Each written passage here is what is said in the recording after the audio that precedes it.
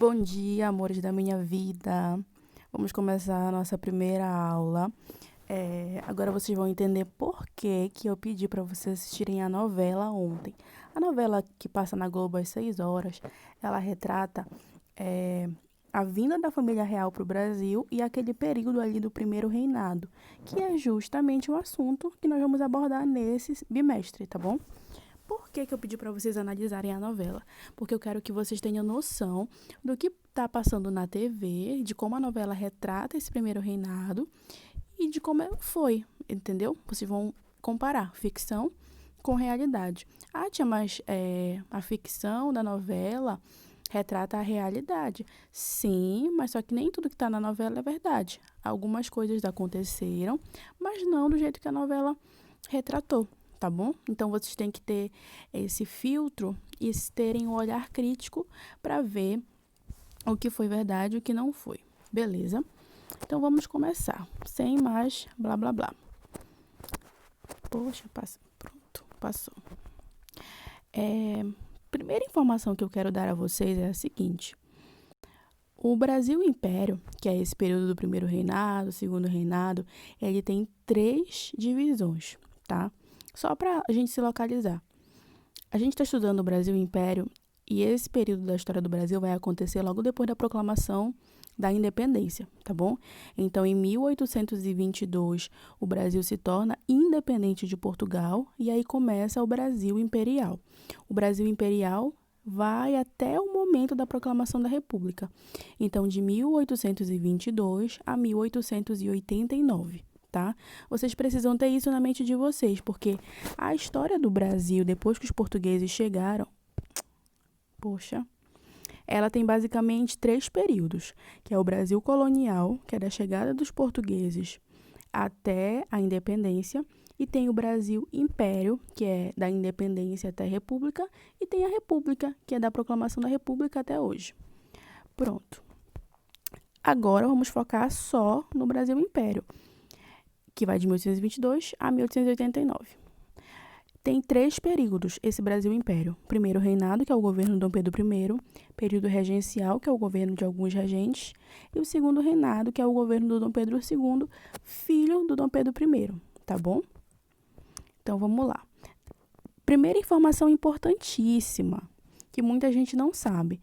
O primeiro país a reconhecer a independência do Brasil, ao contrário do que se esperava, não foi a metrópole portuguesa, foi Estados Unidos. Estados Unidos já havia feito sua independência em relação à Inglaterra, já muitos anos antes, e queria exercer o domínio aqui na América. Então, apoiou a independência do Brasil. Portugal só vai reconhecer a independência do Brasil quando receber um valor em dinheiro por esse reconhecimento. O Brasil vai emprestar dinheiro da Inglaterra, 2 milhões de libras esterlinas, para pagar uma indenização a Portugal, tá? Então, Portugal, a partir dessa indenização, vai reconhecer a independência do Brasil.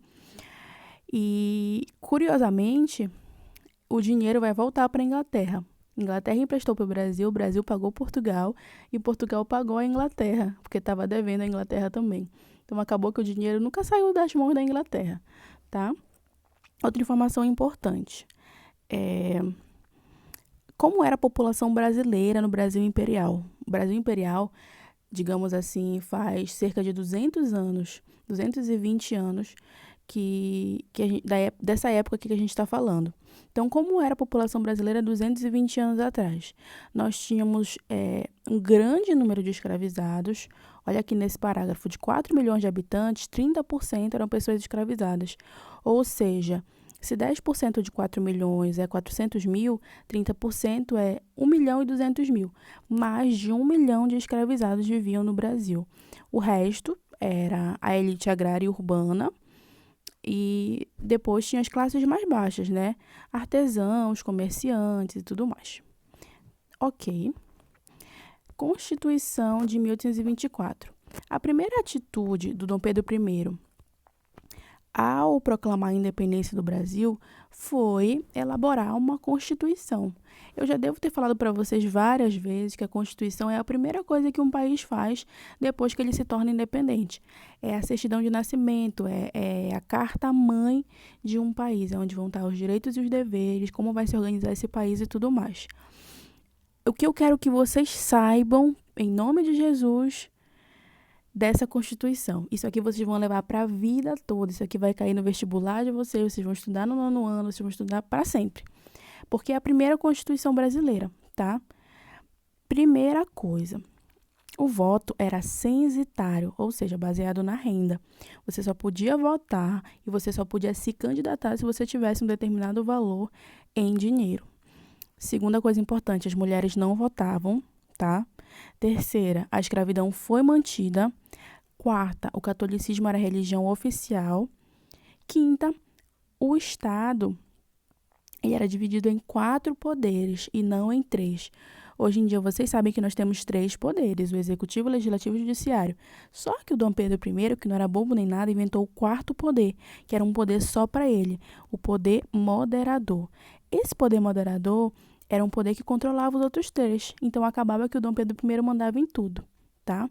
Sabendo os pontos mais importantes dessa Constituição, agora eu vou explicar para vocês como foi para ela acontecer. Inicialmente, o Dom Pedro I, ele criou uma Assembleia Constituinte independente. Nessa Assembleia Constituinte participaram vários grupos políticos e tudo mais. Só que o Dom Pedro I, ele vai acabar dissolvendo essa Assembleia e vai elaborar uma outra Assembleia comandada por ele, porque ele quer estar de perto fiscalizando o que vai estar na Constituição e ele quer uma Constituição exatamente como ele quer, que favoreça ele. Então, ele vai acabar ortogando a primeira Constituição brasileira, tá? Ortogar é diferente de proclamar. Se eu dissesse assim, o Dom Pedro proclamou a Constituição, é porque ele deixou a Assembleia Constituinte fazer a Constituição de maneira independente, democrática e tudo mais. Agora, se eu disser que ele ortogou, é porque ele decretou. Ele influenciou ali em tudo que está na Constituição e ele falou que vai ser do jeito que ele queria. Então, isso é ortogar, isso é decretar, isso é obrigar a Constituição a ser como ele queria, tá bom? Então, a gente pode dizer que a primeira Constituição foi ortogada. Beleza. Outro ponto importante é que, nessa época, os políticos se dividiam em basicamente 3 grupos. Eu tinha o grupo dos restauradores, eu tinha o grupo dos liberais moderados e os liberais exaltados. Os restauradores eram aqueles que queriam a volta do Brasil à situação que ele era antes da independência, tá bom? Defendiam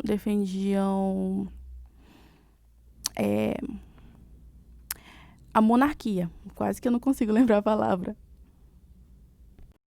Não eram a favor da independência.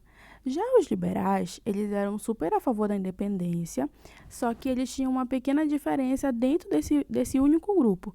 Os liberais moderados, eles eram assim mais calmos.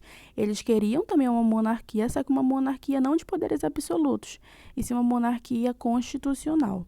Já os liberais exaltados queriam uma república, que era algo super moderno para a época. Inclusive, não vão vencer essa briga, né? Porque o que vai ganhar vai ser a monarquia, tá bom? Pessoal, já temos muitas informações, então por hoje é só, tá? Na próxima aula a gente continua e a gente vai falar de como ficou a situação dos indígenas e dos escravizados.